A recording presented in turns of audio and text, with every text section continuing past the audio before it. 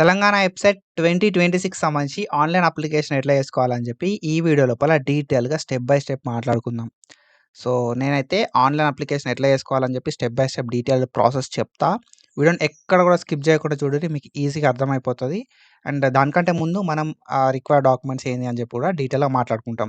Required documents గురించి మాట్లాడుకొని online application ఎట్లా చేసుకోవాలని చెప్పి స్టెప్ బై స్టెప్ మాట్లాడుకుంటాం. మీరు ఫోన్ లోపల కూడా ఆన్‌లైన్ అప్లికేషన్ అయితే ఏసుకోవచ్చు. తెలంగాణ వెబ్‌సైట్ 2026 సంబంధించి. ఎందుకంటే, మనకి మొబైల్ కంపాటబిలిటీ కూడా ఇవ్వడం అయితే జరిగింది 2026 లోపల. ఆన్‌లైన్ సెంటర్స్ లోపల వాళ్ళు మిస్టేక్స్ చేస్తున్నారు అని చెప్పి, సో, మనకు తెలంగాణ వెబ్‌సైట్ 2026 సంబంధించి జేఎన్‌టీయూ వాళ్ళు ఏం చేశారు కదా అంటే, మనకి మొబైల్ కంపాటబిలిటీ కూడా ఇవ్వడం అయితే జరిగిందన్నట్టు. మీరు మొబైల్ లోపల కూడా ఆన్‌లైన్ అప్లికేషన్ చేసుకోవచ్చు. మొబైల్ లోపల కూడా పేమెంట్స్ అయితే ఏసుకోవచ్చు. సో, డీటెయిల్‌గా స్టెప్ బై స్టెప్ ఈ వీడియో లోపల డిస్కస్ చేద్దాం మనం. ఆన్‌లైన్ అప్లికేషన్ ఎట్లా చేసుకోవాలని చెప్పి. బిఫోర్ దట్ మీరు మన ఛానల్‌కి కొత్తగా వస్తే మాత్రం పక్కా సబ్స్క్రైబ్ చేసుకొని మీ ఫ్రెండ్స్ అందరికీ ఈ వీడియోని షేర్ చేయండి. సో, 100,000 అని చెప్పి ఒక టార్గెట్ అయితే పెట్టుకున్నా నేను. సో, ఆ టార్గెట్‌ని అచీవ్ చేయాలంటే మీరే మంచి సపోర్ట్ అయితే ఇయ్యాల్సి ఉంటదన్నట్టు. పక్కా సబ్స్క్రైబ్ చేసుకొని మీ ఫ్రెండ్స్‌కి షేర్ చేయండి. మనం 29,000 సబ్స్క్రైబర్స్ దగ్గర ఉన్నాం. సో, ఈ 2-3 డేస్ లోపల 30,000 కంప్లీట్ చేయండి. సో దట్ ఫర్దర్‌గా 100,000 కూడా కొట్టేద్దాం 2026 లోపు. సో, రిక్వైర్డ్ డాక్యుమెంట్స్ ఏందని చెప్పి మనం మాట్లాడుకుందాం ఫస్ట్. సో, మనకు ఆన్‌లైన్ అప్లికేషన్ చేసుకోవడానికి రిక్వైర్డ్ డాక్యుమెంట్స్ ఏంటిది అనే డౌట్ అయితే అందరికైతే ఉంది. సో, మనకు కావాల్సిన డాక్యుమెంట్స్ ఏందంటే చాలా ఎక్కువ డాక్యుమెంట్స్ ఏమి ఉండయి. కొన్ని డాక్యుమెంట్స్ మాత్రమే ఉంటాయి. ఫస్ట్ అప్‌లోడ్ చేయడానికి కావాల్సినయి ఏముంటది కదా అంటే ఫోటో ఒకటి అప్‌లోడ్ చేయాల్సి ఉంటది. అండ్ సిగ్నేచర్ ఒకటి అప్‌లోడ్ చేయాల్సి ఉంటది బ్రో. ఫోటో అనేది 50 కేబీ కన్నా తక్కువ ఉండాల్సి ఉంటదన్నట్టు. ఓకేనా. 50 కేబీ కన్నా తక్కువ ఉన్న ఫోటో అప్‌లోడ్ చేయాలి. సైన్ అనేది 30 కేబీ కన్నా తక్కువ ఉండేలాగా సైన్ అనేది అప్‌లోడ్ చేయాల్సి ఉంటది. ఈ 2 డాక్యుమెంట్లు మాత్రమే మనం అప్‌లోడ్ చేస్తాం. మిగతా డాక్యుమెంట్లు ఏవి కూడా అప్‌లోడ్ చేయం. ఓకేనా. మిగతా డాక్యుమెంట్లు మీ దగ్గర నార్మల్‌గా ఫోటోస్ ఉన్నా కూడా సరిపోతాయి. మనకి మిగతా డాక్యుమెంట్లు ఏమేం కావాలి బ్రో అనే విషయానికొస్తే ఎస్ఎస్‌సి మెమో అనేది ఉండాలి. ఓకేనా. ఎస్ఎస్‌సి మెమో ఎందుకు అంటే మన details as per SSC memo ఇవ్వడం అయితే జరుగుతదన్నట్టు. కాబట్టి ఎస్ఎస్‌సి మెమో అనేది ఉండాలి మన దగ్గర. అండ్ దాని తర్వాత ఇంటర్మీడియేట్‌కి సంబంధించి ఓకేనా. ఇంటర్ సెకండ్ ఇయర్‌కి సంబంధించిన హాల్ టికెట్ నంబర్ కావాలి. జస్ట్ హాల్ టికెట్ నంబర్ ఉంటే సరిపోతది. Inter second year hall ticket number అయితే కావాల్సి ఉంటదన్నట్టు. సో, దాని తర్వాత మనం చూసుకుంటే మనకి నెక్స్ట్ క్యాస్ట్ ఇన్‌కమ్ అనేది అవసరం లేదు. క్యాస్ట్ సర్టిఫికేట్, ఇన్‌కమ్ సర్టిఫికేట్ అనేది నాట్ మ్యాండేటరీ. ఇన్‌కమ్ లోపల ఎంత ఇన్‌కమ్ ఉందనేది ఉంటే సరిపోతది. ఓకేనా. లాస్ట్ ప్రీవియస్ మీది ఎప్పుడన్నా 2022లోదో, 23లోదో ఇన్‌కమ్ ఉందనుకో సరిపోతది. క్యాస్ట్ ఇన్‌కమ్ సర్టిఫికేట్ కూడా మ్యాండేటరీ కాదు. ఒకవేళ మీ దగ్గర క్యాస్ట్ ఇన్‌కమ్ ఉంటే ఏం కాదు. ఓకేనా. క్యాస్ట్ ఇన్‌కమ్ అనేది ఉంటే ఏం కాదు. లేకపోయినా కూడా ఏం కాదు. అది మ్యాండేటరీ కాదు. మీ ఇన్‌కమ్ ఎంతుంటదని చెప్పి ఒకసారి అడుగుతా అన్నట్టు. So, as per old income ఇచ్చేసేయరి సరిపోతది. ఓకేనా. తర్వాత ఆధార్ కార్డ్ అనేది కావాల్సి ఉంటదన్నట్టు. ఓకేనా. ఆధార్ కార్డ్ అనేది ఎందుకు అనంటే మన అడ్రెస్ డీటెయిల్స్ కోసం ఆధార్ కార్డ్. ఓకేనా. సో, దాని తర్వాత ఇంకా మనకు పెద్ద డీటెయిల్స్ ఏం అవసరం ఉండది. 6థ్ టు 12థ్ స్టడీ డీటెయిల్స్ అడుగుతదన్నట్టు. 6థ్ క్లాస్ ఎక్కడ చదివినావు? ఏ డిస్ట్రిక్ట్‌లా? 7థ్ ఏ డిస్ట్రిక్ట్‌లా? 8థ్ ఏ డిస్ట్రిక్ట్‌లా? అని చెప్పి 6థ్ టు 10థ్ దాకా and inter first year, inter second year సంబంధించిన డీటెయిల్స్ కూడా అడగడం అయితే జరుగుతదన్నట్టు. సో, ఇంతే. ఇంతకు మించిన మనకు డీటెయిల్స్ ఏం అవసరం లేదు. ఇఫ్ మీరు ఇయ్యాలనుకుంటే బ్యాంక్ డీటెయిల్స్ కూడా అడుగుతది. బ్యాంక్ డీటెయిల్స్ కూడా ఇయ్యొచ్చు. ఓకేనా. సో, మన ఎస్ఎస్‌సి మెమో ఉండాలె. అండ్ ఆధార్ కార్డ్ ఉండాలె. ఇంటర్ సెకండ్ ఇయర్‌కి సంబంధించిన హాల్ టికెట్ నంబర్ ఉండాలి. సరిపోతది. ఇవి ఉంటే మనం నామ్‌కే వాస్తే నార్మల్‌గా మన డీటెయిల్స్ అనేది మనకు తెలిసుంటాయి కదా! బేస్డ్ ఆన్ దట్ మన ఆన్‌లైన్ అప్లికేషన్‌ని ఈజీగా కంప్లీట్ చేసుకోవచ్చు. సో, ఎట్లా చేసుకోవాలి మరి ఆన్‌లైన్ అప్లికేషను అనంటే ఇది అఫీషియల్ పోర్టల్. తెలంగాణ వెబ్‌సైట్ 2026కి సంబంధించి అఫీషియల్ పోర్టల్ ఏంది కదా అంటే వెబ్‌సైట్.tgche.ac.in అని చెప్పి ఉంటదన్నట్టు. ఈ పోర్టల్‌కి మీరైతే రావాలి. నేను కింద డిస్క్రిప్షన్‌లో కూడా లింక్ ఇయ్యడానికి ట్రై చేస్తా. సో, మనకేంది కదా అంటే ఇక్కడ మనకు కిందకి కొంచెం స్క్రోల్ డౌన్ చేస్తే మనకు ఇక్కడ ఆన్‌లైన్ అప్లికేషన్ అని చెప్పి ఉంటది కదా! ఈ రోజే ఆన్‌లైన్ అప్లికేషన్ అయితే స్టార్ట్ అయిపోయిందన్నట్టు. సో, ఎప్పుడు స్టార్ట్ అయింది ఆన్‌లైన్ అప్లికేషన్ అంటే 19థ్ ఫిబ్రవరి రోజు ఆన్‌లైన్ అప్లికేషన్ అయితే స్టార్ట్ అయిపోయింది 11:30కి. ఓకేనా. 11:30కి పోర్టల్ ఓపెన్ కావడంతోటే నేను వీడియో అయితే డౌన్‌లోడ్ చేస్తున్నా. 11:30కి మనకు ఆన్‌లైన్ అప్లికేషన్స్ అయితే స్టార్ట్ అయిపోయినాయి. ఇది మన అఫీషియల్ పోర్టల్. ఇక్కడికొచ్చి మనం ఆన్‌లైన్ అప్లికేషన్‌ని కంప్లీట్ చేసుకోవాల్సి ఉంటదన్నట్టు. ఓకేనా. సో, ఇక్కడ మనం చూసుకుంటే మనకి ఇక్కడ డీటెయిల్‌గానైతే ప్రొవైడ్ చేయడం అయితే జరిగిందన్నట్టు ఇన్ఫర్మేషను. సో, ఫస్ట్ ఏందంటే మనకు ఒక యూజర్ మాన్యువల్ అనేది ఉంటది. ఈ యూజర్ మాన్యువల్‌ని చూసినా మీకు అర్థమైపోతది ఆన్‌లైన్ అప్లికేషన్ ఎట్లా చేసుకోవాలని చెప్పి. లేదు అంటే మన వీడియో కూడా ఎక్కడ స్కిప్ చేయకుండా చూసినా కూడా అర్థమైపోతా అన్నట్టు. ఫస్ట్ రిజిస్ట్రేషన్ ఫీ పే చేయాలి బ్రో. ఫస్ట్ స్టెప్ ఏందంటే రిజిస్ట్రేషన్ ఫీ పే చేయాలి. రిజిస్ట్రేషన్ ఫీ పే చేసిన తర్వాత ఆన్‌లైన్ అప్లికేషన్ ఫామ్‌ని ఫిల్ చేయాలి. తర్వాత అప్లికేషన్‌ని ప్రింట్ తీసుకోవాలి. 3 స్టెప్‌లల్ల మనకు ఈ అప్లికేషన్ అనేది కంప్లీట్ అయిపోతది. రిజిస్ట్రేషన్ ఫీ పేమెంటు అంటే రిజిస్ట్రేషన్ ఫీ పేమెంట్ కంటే ముందు మన బేసిక్ డీటెయిల్స్ ఇయ్యాల్సి ఉంటదన్నట్టు. మన కేటగిరీ కావచ్చు, మన నేమ్ కావచ్చు, మన మొబైల్ నంబర్ కావచ్చు, మన ఈమెయిల్ కావచ్చు. ఓకేనా? మన మొబైల్ నంబర్ ఉన్న ఈమెయిల్ కూడా కావాల్సి ఉంటదన్నట్టు ఇక్కడ. సో, ఈమెయిల్ అడ్రెస్ ఒకటి కావాలి. అండ్ దాని తర్వాత మొబైల్ నంబర్ కూడా కావాల్సి ఉంటదన్నట్టు రిక్వైర్డ్ థింగ్స్ లోపల. ఓకేనా? సో, మనకి ఫస్ట్ రిజిస్ట్రేషన్ ఫీ అనేది ఉంటది. రిజిస్ట్రేషన్ ఫీ ఎట్లా చేయాలి అని అంటే ఫస్ట్ స్టెప్ లోపలనే మనకు ఇక్కడ పే రిజిస్ట్రేషన్ ఫీ అని చెప్పి ఉంటదన్నట్టు. దీని మీద మనం క్లిక్ చేయాలి. పే రిజిస్ట్రేషన్ ఫీ మీద క్లిక్ చేయడంతోటే మనకి పోర్టల్ అనేది ఇట్లా ఓపెన్ అయితదన్నట్టు.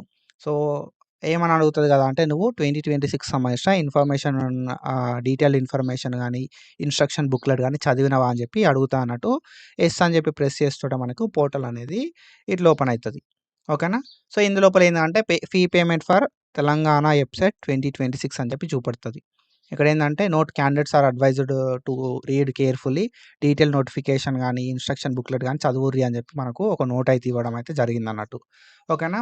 సో, మనకు ఏం చేసిర్రు కదా అంటే డీటెయిల్డ్‌గా సో, ఈ ఫార్మ్ అనేది ఫిల్ చేయాలి అని చెప్పి చె చెప్పడం అయితే జరిగిందన్నట్టు.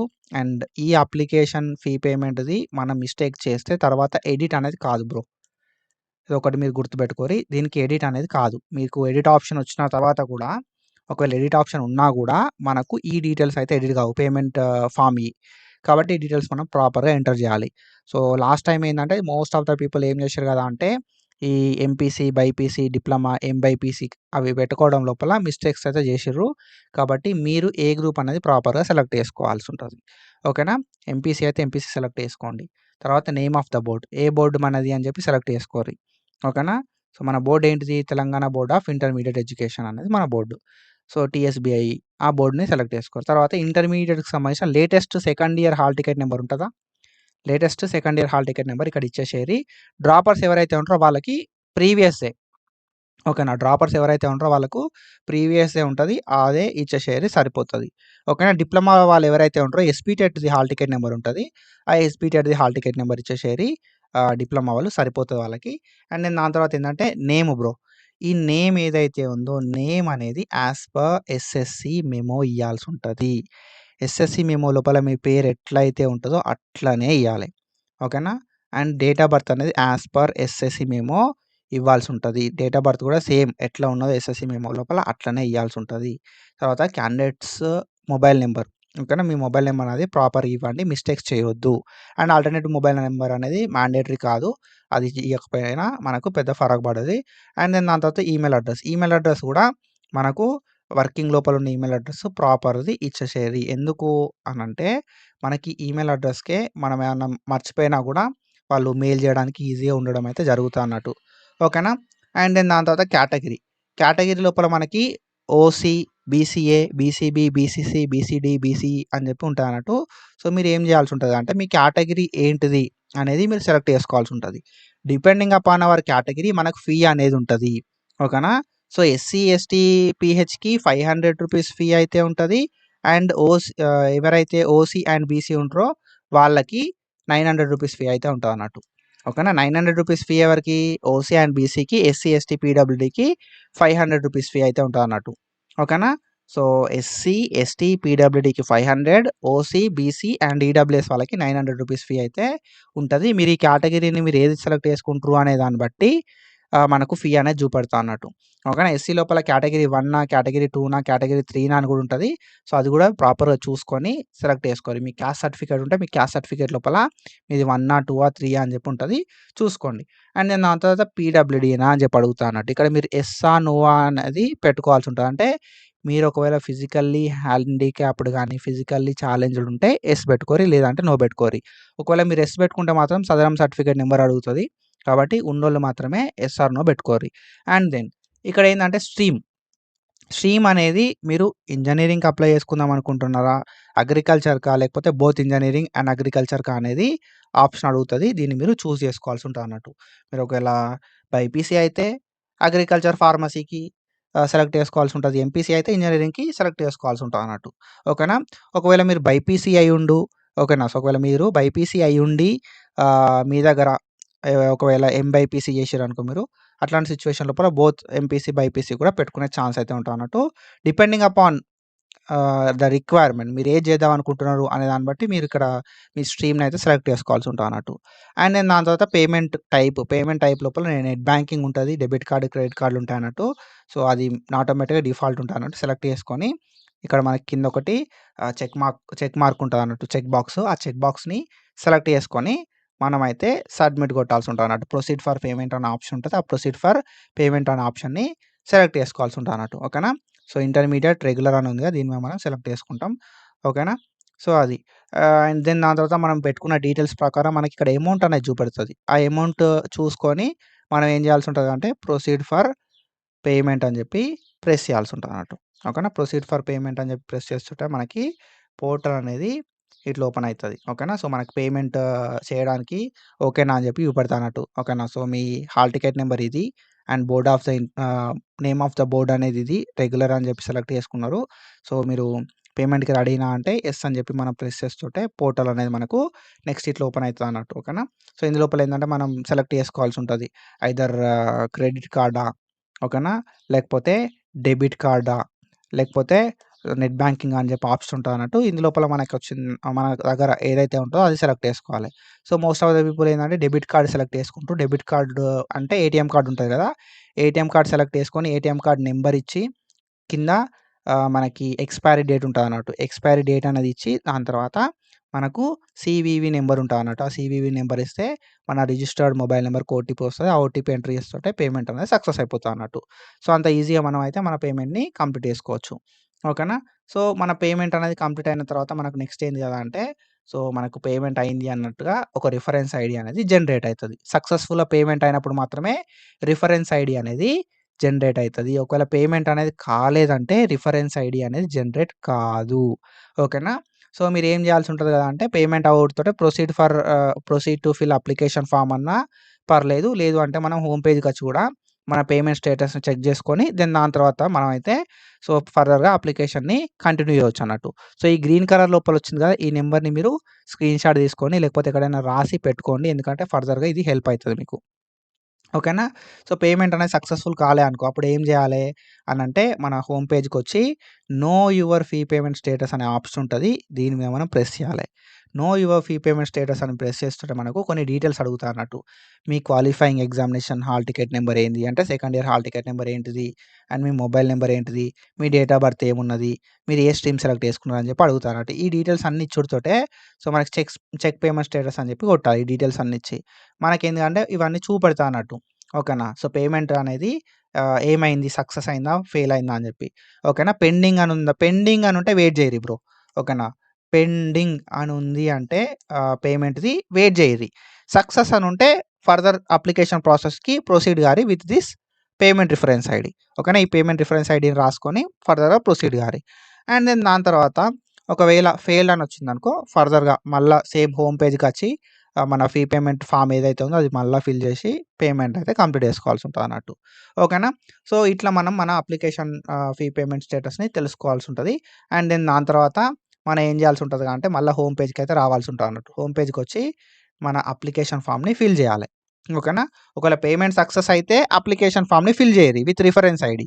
లేదు అంటే పే రిజిస్ట్రేషన్ ఫీ అని చెప్పి రిజిస్ట్రేషన్ ఫీని పే చేసి దెన్ దాని తర్వాత అప్లికేషన్ ఫార్మ్‌ని ఫిల్ చేయరి. ఓకేనా? సో, ఫస్ట్ మన పేమెంట్ అనేది కంప్లీట్ అయిపోయింది కాబట్టి ఫిల్ అప్లికేషన్ ఫార్మ్ మీద ప్రెస్ చేస్తుంటే మనకి పోర్టల్ అనేది ఇట్లా ఓపెన్ అయితది బ్రో. ఓకేనా? సో, మీ రిఫరెన్స్ ఐడీ అడుగుతది పేమెంట్‌ది. ఆ పేమెంట్ రిఫరెన్స్ ఐడీ ఇచ్చేసేయరి. సెకండ్ ఇయర్‌కి సంబంధించిన హాల్ టికెట్ నంబర్ అడుగుతది. అది ఇచ్చేసేయరి. అండ్ మన మొబైల్ నంబర్ అడుగుతది. మొబైల్ నంబర్ ఇచ్చేసి డేట్ ఆఫ్ బర్త్ అనేది ఇచ్చేసి proceed to fill the form అని చెప్పి ప్రెస్ చేసేసేయరి. నెక్స్ట్ మనకు పోర్టల్ అనేది ఇట్లా ఓపెన్ అయితదన్నట్టు. ఓకేనా? సో, ఇక్కడ మనకేంది కదా అంటే క్యాండిడేట్ డీటెయిల్స్ లోపల మన నేమ్ అనేది చూపెడతది. మనం మన ఎస్ఎస్‌సి ప్రకారం మనం ఎట్లా ఇచ్చినామో మన నేమ్ అట్లా చూపెడతదన్నట్టు. యాస్ పర్ ఎస్ఎస్‌సి మన డీటెయిల్స్ అనేది మనం ఆల్రెడీ పేమెంట్ ఫార్మ్ లోపల ఇచ్చినాం కదా! అది చూపెడతది. ఇక్కడ ఫాదర్ నేమ్ అడుగుతది. సేమ్ ఇది ఎస్ఎస్‌సి మెమో లోపల ఎట్లయితే ఉందో ఆ ఎస్ఎస్‌సి మెమో లోపల ఉన్నట్టుగానే ఇయ్యాల్సి ఉంటదన్నట్టు. ఓకేనా? SSC memo or intermediate board లోపల ఉన్నట్టు మనమైతే ఇయ్యాల్సి ఉంటది. మదర్ నేమ్ గూడా SSC memo or intermediate board లోపల ఉన్నట్టుగా మన మదర్ నేమ్ అయితే ఇయ్యాల్సి ఉంటదన్నట్టు. Father name, mother name. And then దాని తర్వాత మనం చూసుకుంటే ఆల్రెడీ మనం జెండర్ అయితే పెట్టుకొనే ఉంటాం. ఒకవేళ జెండర్ అనేది అడిగితే సో, మేలా, ఫీమేలా, ట్రాన్సా అని చెప్పి అడుగుతది. పెట్టేసుకోరి. ఓకేనా? సో, జెండర్ అనేది పెట్టేసేయరి. అండ్ ఆధార్ కార్డ్ నంబర్ అనేది ఆప్షనల్. రేషన్ కార్డ్ నంబర్ అనేది ఆప్షనల్. ఇది ఇచ్చినా, ఇయ్యకపోయినా పెద్ద ఫరక్ పడది. లైట్ తీసుకోరి. అండ్ కేటగరీ విషయానికొస్తే ఆల్రెడీ మనం కేటగరీ అనేది సెలెక్ట్ చేసుకొని ఉంటాం. ఎస్సీనా, పీడబ్ల్యూడీ సో, ఎస్సీనా లేకపోతే ఎస్టీనా, బీసీనా అని చెప్పి. సో, అందులోపల ఏందంటే మీరు ఏ కేటగరీ ఆ కేటగరీని సెలెక్ట్ చేసుకోరి. సెలెక్ట్ చేసుకున్న తర్వాత సబ్ కేటగరీ కూడా అడుగుతది. సబ్ కేటగరీ కూడా యాస్ పర్ క్యాస్ట్. ఓకేనా? యాస్ పర్ లేటెస్ట్ క్యాస్ట్ మీ సబ్ కేటగరీ ఏంది అని చెప్పి సెలెక్ట్ చేసుకోరి. అండ్ క్యాస్ట్ నంబర్ అనేది నాట్ మ్యాండేటరీ బ్రో. ఇది ఆప్షనల్. ఇయ్యకపోయినా క్యాస్ట్ నంబర్ పెద్ద ఏం కాదు. అండ్ దెన్ దాని తర్వాత ఏందంటే రిజర్వేషన్ అడుగుతది బ్రో. స్పెషల్ రిజర్వేషన్ ఏమైనా ఉందా అని చెప్పి. ఒకవేళ మీకేదైనా ఎన్‌సీసీనో, సీఏపీనో, స్పోర్ట్సో, ఆంగ్లో ఇండియనో ఏదైనా రిజర్వేషన్ ఉంటే ఆ రిజర్వేషన్ సెలెక్ట్ చేసుకోరి.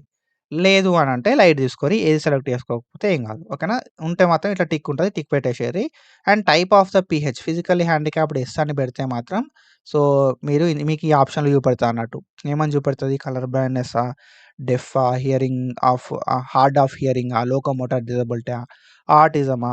మల్టిపుల్ డిజబిలిటీస్ అని చెప్పి చూపెడతది. ఇందులోపల మీ డిజబిలిటీని బట్టి మీరు సెలెక్ట్ చేసుకోవాల్సి ఉంటదన్నట్టు. ఓకేనా? దెన్ దాని తర్వాత minority status. So, minority status ఒకవేళ మీరు మైనారిటీ అయితే మైనారిటీ అని చెప్పి పెట్టుకోరి. లేకపోతే నాన్ మైనారిటీ అని ఉంటది ఆప్షన్. అది పెట్టేసుకోరి. దెన్ దాని తర్వాత ఇన్‌కమ్. ఇన్‌కమ్ లోపల ఏందంటే ఇన్‌కమ్ రేంజ్ అనేది సెలెక్ట్ చేసుకోమంటారు బ్రో. ఇది మీరేం చేయాల్సి ఉంటది అంటే ఇన్‌కమ్ సర్టిఫికేట్‌లో చూసుకొని పెట్టుకోరి. ఓకేనా? ఓల్డ్ ఇన్‌కమ్ ఉంటది కదా! అందులోపల చూసి పెట్టుకోరి. బిలో 1,00,000 ఉందా? లేకపోతే 1-2 లాక్స్ మధ్యలో ఉందా మీ ఇన్‌కమ్ అనేది? లేకపోతే 2 లాక్స్ కన్నా ఎక్కువ ఉందా అనేది పెట్టుకోరి సరిపోతది. ఇన్‌కమ్ సర్టిఫికేట్ నంబర్ అనేది ఆప్షనల్. ఇస్తే ఇయ్యొచ్చు లేకపోతే లేదు. ఓకేనా? దెన్ దాని తర్వాత బ్యాంక్ డీటెయిల్స్. సో, ఇది ఫర్దర్‌గా స్కాలర్‌షిప్ పర్పస్‌లా అడుగుతారన్నట్టు. ఒకవేళ మీరు ఇస్తే ఇయ్యొచ్చు లేకపోతే లేదు. సో, మీ నేమ్ అనేది ఎట్లుంది బ్యాంక్ లోపల? మీ అకౌంట్ నంబర్ ఏంది? ఓకేనా? బ్యాంక్ పేరేంది? ఐఎఫ్ఎస్‌సి కోడ్ ఏంది అని చెప్పి అడుగుతారన్నట్టు. ఇది మీరు ఇస్తే ఇయ్యొచ్చు. లేకపోతే లేదు. It's not mandatory. ఓకేనా? తర్వాత అడ్రెస్. ఆధార్ కార్డ్ ఉంటది కదా! ఆధార్ కార్డ్ ఎనక మన అడ్రెస్ ఉంటది bro. Simple Aadhaar card open చెయ్యి. ఓపెన్ చేసి ఆధార్ కార్డ్ ఎనుకున్న అడ్రెస్సే ఇచ్చేసేయి. ఓకేనా? హౌస్ నంబర్ ఉంటది. హౌస్ నంబర్ ఇచ్చేసేయి. విలేజ్ ఏ విలేజ్ అనేది అడుగుతది ఇక్కడ. విలేజ్ అనేది చూసి ఎట్లుందో ఆధార్ కార్డ్‌లో అట్లా ఇచ్చేసేయి. మండల్ ఇచ్చేసేయి. ఆహ్, స్టేట్ ఏదైతే ఉందో స్టేట్ అనేది ఎంట్రీ చేయి. డిస్ట్రిక్ట్స్ ఎంట్రీ చేయి. అండ్ పిన్ కోడ్ అనేది ఎంట్రీ చేయి. అయిపోతది. ఓకేనా? ఆల్రెడీ మనం మొబైల్ నంబర్ ఇచ్చేసినాం. మొబైల్ నంబర్ అనేది మళ్ళీ ఇయ్యాల్సిన అవసరం లేదు. ఈమెయిల్ ఐడీ కూడా ఇచ్చేసినాం. మళ్ళీ ఇయ్యాల్సిన అవసరం లేదు. ఈ ఆల్టర్‌నేటివ్ మొబైల్ నంబర్ గానీ, ఈ టెలిఫోన్ నంబర్ గానీ అవసరం లేదు అవి.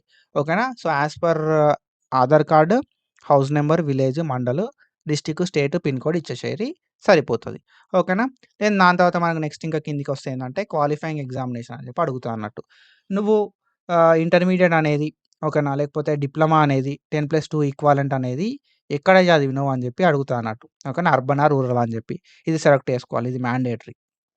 ఓకేనా? సో, అర్బనా? రూరలా? రూరల్ అంటే ఏంది? విలేజ్. అర్బన్ అంటే ఏంది? సిటీ. సో, మీ సిటీ అయితే సిటీ సెలెక్ట్ చేసుకో. అర్బన్ అయితే అర్బన్ సెలెక్ట్ చేసుకో. ఓకేనా? అర్బన్ అయితే అర్బన్, రూరల్ అయితే రూరల్. విలేజ్ అయితే రూరల్ సెలెక్ట్ చేసుకో. అర్బన్ అయితే సిటీ అని చెప్పి సిటీ అయితే అర్బన్ అని చెప్పి సెలెక్ట్ చేసుకో. ఓకేనా? సింపుల్లీ రూరల్ అంటే విలేజ్ బ్రో. ఓకేనా? అర్బన్ అంటే సిటీ. సో, నువ్వు చదివిన ఏరియాని బట్టి రూరలా, అర్బనా సెలెక్ట్ చేసుకో. అండ్ ఆల్రెడీ మనం ఇక్కడ ఆటోమేటిక్‌గా డిఫాల్ట్ ఏది సెలెక్ట్ చేసుకున్నామో అదే వస్తది.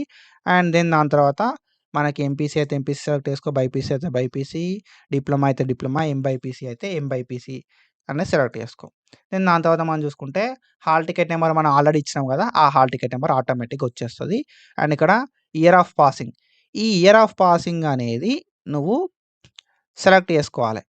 ఓకేనా? సో, ఇయర్ ఆఫ్ పాసింగ్ అనేది ఎప్పుడు సెలెక్ట్ చేసుకుంటావు? నువ్వు ఒకవేళ 2026 లోపల పాస్ అయితున్నావనుకో, అంటే ఇప్పుడు రాస్తున్నోళ్ళు 2026 అని చెప్పి సెలెక్ట్ చేసుకోవాలి. సెకండ్ ఇయర్ ఇప్పుడు చదువుతున్నోళ్ళు. ఆల్రెడీ నువ్వు పాస్ అయిపోయినావనుకో, 2025 సెలెక్ట్ చేసుకోవాలి. ఓకేనా? 24లో పాస్ అయినావనుకో, 24 సెలెక్ట్ చేసుకోవాలి అట్లా. నువ్వు like year of passing or appearing అనేది సెలెక్ట్ చేసుకొని, పాస్ అయినవా? లేకపోతే అపియరింగా? ఓకేనా? సో, 2026 సెలెక్ట్ చేసుకున్నోళ్ళు అపియరింగ్ అని చెప్పి పెట్టుకోవాల్సి ఉంటదన్నట్టు. ఆల్రెడీ 2026 లోపల లైక్ 2025లోనే పాస్ అయ్యారనుకో పాస్డ్ అని చెప్పి పెట్టాల్సి ఉంటదన్నట్టు. సో, రాసేటోళ్ళు అపియరింగ్ అని పెట్టాలే. పాస్ అయినోళ్ళు పాస్డ్ అని చెప్పి పెట్టాల్సి ఉంటదన్నట్టు. ఓకేనా? అండ్ ఇంకొకటి ఒకవేళ మీకు బ్రిడ్జ్ కోర్స్ ఏమన్నా ఉందనుకో ఓకేనా? సో, బ్రిడ్జ్ కోర్స్ ఏమన్నా ఉంటే బ్రిడ్జ్ కోర్స్ అనేది ఇక్కడ bridge course hall ticket number అనేది ఇక్కడ ఇయ్యాల్సి ఉంటదన్నట్టు. ఓకేనా? సో, ఒకవేళ ఇంటర్మీడియేట్ లోపల నువ్వు వొకేషనల్ చేస్తూ ఓకేనా? అండ్ నువ్వు ఇంజినీరింగ్‌కి, ఫార్మసీకి, అగ్రికల్చర్‌కి 2 పేపర్‌లో రాద్దాం అనుకుంటే మాత్రం ఇక్కడ బ్రిడ్జ్ కోర్స్ నంబర్ అడుగుతది. ఆ బ్రిడ్జ్ కోర్స్ నంబర్ ఇయ్యాల్సి ఉంటదన్నట్టు. అండ్ దెన్ దాని తర్వాత medium of instruction set qualifying exam అంటే ఇంటర్మీడియేట్‌లో నువ్వు ఏ మీడియం ఇంగ్లీషా, తెలుగా, ఉర్దా అని చెప్పి అడుగుతది. Most of the people English medium ఉంటది. సెలెక్ట్ చేసుకోరి. Medium of test English and Telugu, English and Urdu అని ఉంటది. So, English and Telugu select చేసుకోరి. If you are comfortable with Urdu, English and Urdu అనేది సెలెక్ట్ చేసుకోరి. అండ్ దెన్ దాని తర్వాత ఎస్ఎస్‌సిఆర్ ఈక్వాలెంట్‌కి సంబంధించిన డీటెయిల్స్ అడుగుతది. ఇందాక చెప్పినట్టుగా అర్బన్ అయితే అర్బన్ సెలెక్ట్ చేసుకో. రూరల్ అయితే రూరల్ సెలెక్ట్ చేసుకో.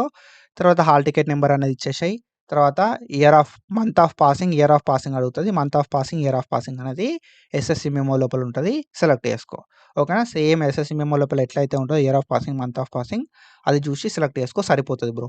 అండ్ దెన్ దాని తర్వాత ప్లేస్ ఆఫ్ స్టడీ. డిస్ట్రిక్ట్స్ అడుగుతది బ్రో. ఇక్కడ నువ్వు ఫస్ట్ క్లాస్‌కెళ్ళి 12థ్ క్లాస్ వరకి ఓకేనా. ఫస్ట్ టు 10థ్ తర్వాత inter first year, inter second year ఎక్కడ చదివినావు అని చెప్పి నీకు ఏం అడుగుతది కదా అంటే డిస్ట్రిక్ట్ అడుగుతది. ఆ డిస్ట్రిక్ట్‌ని నువ్వేం చేసుకోవాల్సి ఉంటది అంటే సెలెక్ట్ చేసుకోవాల్సి ఉంటది. ఓకేనా. డిస్ట్రిక్ట్‌ని సెలెక్ట్ చేసుకోవాల్సి ఉంటది. ఓకేనా. సో, నువ్వు ఇక్కడ ఏం చేయాల్సి ఉంటది అంటే మీది ఏ డిస్ట్రిక్కో ఆ డిస్ట్రిక్ట్ అనేది సెలెక్ట్ చేసుకో. దీన్ని బేస్ చేసుకొని నీ లొకాలిటీ అనేది డిసైడ్ అయితది. ఓకేనా. లొకాలిటీ అనేది దేన్ని బట్టి డిసైడ్ అయితది కదా అంటే నువ్వు చదివిన ప్లేస్‌ని బట్టి డిసైడ్ అయితదన్నట్టు. ఓకేనా.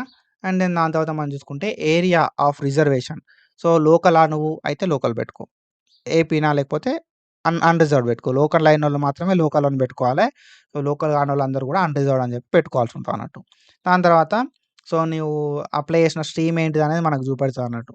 ఇంజినీరింగ్‌కి అప్లై చేసినావా? లేకపోతే ఫార్మసీకి అప్లై చేసినావా? అగ్రికల్చర్‌కి అప్లై చేసినావా? అని చెప్పి. నువ్వు ఒకవేళ బోత్ స్ట్రీమ్స్ అయితే బోత్ స్ట్రీమ్స్ అని చెప్పి చూపెడతదన్నట్టు. దెన్ దాని తర్వాత సో, మనం టెస్ట్ ప్రిఫరెన్స్ అనేది పెట్టుకోవాలి బ్రో. ఓకేనా. టెస్ట్ ప్రిఫరెన్స్ లోపల నా అడ్వైస్ ఏందంటే మీకు దగ్గరున్నయి పెట్టుకుంటే బెస్ట్. ఓకేనా. సో, మీ ఒకవేళ వరంగల్ అయిందనుకో వరంగల్ పెట్టుకో. కరీంనగర్ అయితే కరీంనగర్ పెట్టుకో. మంచిర్యాల అయితే మంచిర్యాల పెట్టుకో. మీకు దగ్గర పక్కాగా ఏదైనా ఒక సెంటర్ అనేది ఉంటది. ఆ సెంటర్‌ని చూజ్ చేసుకో. మనకి 3 ప్రిఫరెన్స్‌లు సెలెక్ట్ చేసుకోవడానికి ఛాన్స్ అయితే ఉంటదన్నట్టు. ఈ 3 ప్రిఫరెన్స్‌లు మనం సెలెక్ట్ చేసుకోవాలే. ఫస్ట్ ప్రిఫరెన్స్ నువ్వు ఏది ఇస్తావో ఆ ప్రిఫరెన్స్‌లో రావడానికి అంటే ఆ ప్రిఫరెన్స్ లోపల సెంటర్ ఉండడానికి ఎక్కువ ఛాన్సెస్ ఉంటాయి బ్రో నీకు. ఓకేనా. సెకండ్ ప్రిఫరెన్స్ లోపల చాలా తక్కువ ఛాన్సెస్ ఉంటాయి. థర్డ్ ప్రిఫరెన్స్ లోపల చాలా తక్కువ ఛాన్సెస్ ఉంటాయి. నువ్వు ఎంత తొందర అప్లికేషన్ చేసుకుంటున్నావు అనే దాన్ని బట్టి నీకు సెంటర్ అనేది అంత అంటే అన్నో ప్రిఫరెన్స్ లోపలొస్తది. ఇప్పుడు నువ్వు ఫస్ట్ ప్రిఫరెన్స్ లోపల హైదరాబాద్ పెట్టుకున్నావనుకో. ఓకేనా. సెకండ్ ప్రిఫరెన్స్ లోపల వరంగల్ పెట్టుకున్నావు. థర్డ్ ప్రిఫరెన్స్ లోపల వరంగల్ పెట్టుకున్నావనుకో. ఇప్పుడేంది కదంటే ఫస్ట్ ప్రిఫరెన్స్ నువ్వు తొందర అప్లై చేసుకున్నావు. హైదరాబాద్‌లో వస్తది నీకు. కొంచెం లేట్ చేసినావనుకో వేరే ప్రిఫరెన్స్‌లో వస్తది. కొంచెం లేట్ చేస్తే వేరే ప్రిఫరెన్స్‌లో వస్తది. అండ్ దాంతో పాటే ఈ ఇయర్ ఏం చేస్తున్నారు కదా అంటే మీ అడ్రెస్‌ని బేస్ చేసుకొని మనకు ప్రిఫరెన్స్ అనేది ఇవ్వడం అయితే జరుగుతుందన్నట్టు. టెస్ట్ ప్రిఫరెన్స్ అనేది. మీకు మీ అడ్రెస్ ఏదైతే ఉందో ఆ అడ్రెస్‌కు దగ్గరున్న సెంటర్ పడడానికి ఎక్కువ ఛాన్సెస్ అయితే ఉంటాయి. కాబట్టి ఫస్ట్ ప్రిఫరెన్స్ లోపల దగ్గరిది పెట్టుకోరి. అండ్ దెన్ దాని తర్వాత as we discussed earlier photo. ఓకేనా. పాస్ ఫోటో 50 కేబీ కన్నా తక్కువుండాలి. జేపీజీ ఆర్ జేపీఈజీ ఫార్మాట్ ఉండేలాగా చూసుకోరి. అండ్ దాన్ని ఇక్కడ మనం చూస్ ఫైల్ అని ఉంది కదా! దాని మీద మనం ప్రెస్ చేస్తే మనకు మన డాక్యుమెంట్స్ చూపెడుతది. దాని మీద ఆ డాక్యుమెంట్‌ని సెలెక్ట్ చేసుకొని అప్‌లోడ్ చేసేసేయాలి. అప్‌లోడ్ అయ్యి మనకు కనబడతదన్నట్టు ఫోటో అప్‌లోడ్ అయినట్టుగా. అండ్ సిగ్నేచర్ కూడా 30 కేబీ కన్నా తక్కువ ఉండేలాగా జేపీజీ ఆర్ జేపీఈజీ ఫార్మాట్‌లో ఉండేలాగా చూసుకోరి. ఓకేనా. అండ్ దెన్ దాని తర్వాత మనకు కింద 2 ఆప్షన్‌లు ఉంటాయి బ్రో. సేవ్ అనే ఒక ఆప్షన్ ఉంటది. నెక్స్ట్ అనే ఒక ఆప్షన్ ఉంటది. సేవ్ చేస్తే ఏందంటే పార్షియల్‌గా మన డీటెయిల్స్ అన్నీ కూడా సేవ్ అయిపోతాయి. ఓకేనా. పార్షియల్‌గా మన డీటెయిల్స్ అన్నీ కూడా సేవ్ అయిపోతాయన్నట్టు. అండ్ ఒకవేళ నువ్వు నెక్స్ట్ అని కొట్టినావనుకో. ఓకేనా. సో, నీ అప్లికేషన్ అనేది చూపెడతది. సో, అప్లికేషన్ చూపెట్టి నీకు కిందేందంటే సబ్మిట్ చేయి అని చెప్పి చూపెడతది. లేకపోతే మోడిఫై చేయి అని చెప్పి చూపెట్టడం అయితే జరుగుతదన్నట్టు. నీకు 2 ఆప్షన్‌లుంటాయి. సేవ్ అనే ఒక ఆప్షన్ ఉంటది. నెక్స్ట్ అనే ఒక ఆప్షన్ ఉంటది. సేవ్ అని కొడితే పార్షియల్‌గా సేవ్ అయితది. నెక్స్ట్ అని కొట్టినావనుకో మనకు పోర్టల్ అనేది నెక్స్ట్ ఓపెన్ అయితదన్నట్టు. ఓకేనా. సో, నెక్స్ట్ అని కొడితే మనకి పోర్టల్ అనేది నెక్స్ట్ ఓపెన్ అయితది. మన అప్లికేషన్ ఏదైతే ఉందో మన అప్లికేషన్ ప్రివ్యూ అనేది చూపెడతది మనకి. ఓకేనా. సో, నువ్వు ఈ డీటెయిల్స్ ఇట్లిచ్చినావు అని చెప్పి చూపెడతది. ఆ డీటెయిల్స్ లోపల ఏమైనా కరెక్షన్స్ చేసుకోవాలనుకుంటే మనం కరెక్షన్స్ అయితే చేసుకోవడానికి ఛాన్స్ అయితే ఉంటదన్నట్టు. ఓకేనా. So, we have 2 options. So, either నువ్వు సేవ్ అని చేస్తావా? సేవ్ అని చేస్తే పార్షియల్‌గా సేవ్ అయిపోతది. తర్వాత నువ్వు మళ్ళొకసారి చూసుకొని ఎడిట్ చేసుకోవడానికి కూడా ఛాన్స్ అయితే ఉంటదన్నట్టు. నెక్స్ట్ అని కొట్టినా కూడా మనకేమైతది కదా అంటే మనకు పోర్టల్ అనేది ఇట్లా ఓపెన్ అయితదన్నట్టు. మన డీటెయిల్స్ అన్నీ చూపెడుతది. ఓకేనా. ఇక్కడ డౌన్‌లోడ్ అనే ఆప్షన్ ఉందిగా డౌన్‌లోడ్ అంటే మనకి డౌన్‌లోడ్ అయితది. ప్రింట్ అంటే ప్రింట్ అయితదన్నట్టు. సో, అట్లా మనం ఏం చేయాల్సి ఉంటదంటే ఆన్‌లైన్ అప్లికేషన్‌ని కంప్లీట్ అనేది చేసుకోవాల్సి ఉంటుంది. ఓకేనా. సో ఐ హోప్ మీ అందరికీ క్లియర్ కట్గా అర్థమైంది అని చెప్పి నేనైతే అనుకుంటున్నా. ఏమైనా డౌట్స్ ఉంటే కింద కామెంట్ సెక్షన్లో డెఫినెట్గా కామెంట్ చేయి. అండ్ ఒకవేళ నువ్వు మన ఛానల్ కొత్త వస్తే మాత్రం పక్కాగా సబ్స్క్రైబ్ చేసుకో డెఫినెట్గా. సో మనం 30K అనేది తొందరగా కొట్టేసేయాలి అండ్ 100K అనేది ఈ 2026 లోపల కంప్లీట్ చేయాలి. ఓకేనా. సో ప్రతి అప్డేట్ నేను చెప్తా ఉంటా. అండ్ ఏదైనా డౌట్స్ ఉన్నా కూడా కామెంట్ చేయి. ఇన్స్టాగ్రామ్ లోపల కూడా మనకి అనాలిసిస్ ట్యూటర్ అని చెప్పి పేజ్ ఉంటుంది. ఏమైనా డౌట్స్ ఉన్నా కూడా సో క్విక్ అప్డేట్స్ కోసం మన అనాలిసిస్ ట్యూటర్ ఇన్స్టాగ్రామ్ పేజ్ని ఫాలో అవ్వు. అండ్ ఏమైనా డౌట్స్ ఉన్నా కూడా మెసేజ్ అయ్యి నేను మన ఎంత ఎన్ని మెసేజ్లు వస్తాయి అనే దాన్ని బట్టి and as soon as possible response చేయడానికి ట్రై చేస్తా బ్రో. ఓకేనా. సో ఇది ఇన్ఫర్మేషన్. ఇట్లాంటి ఇన్ఫర్మేషన్ అప్డేట్స్ కోసం ఫాలో అవుతా ఉండండి. Thank you so much. Signing off.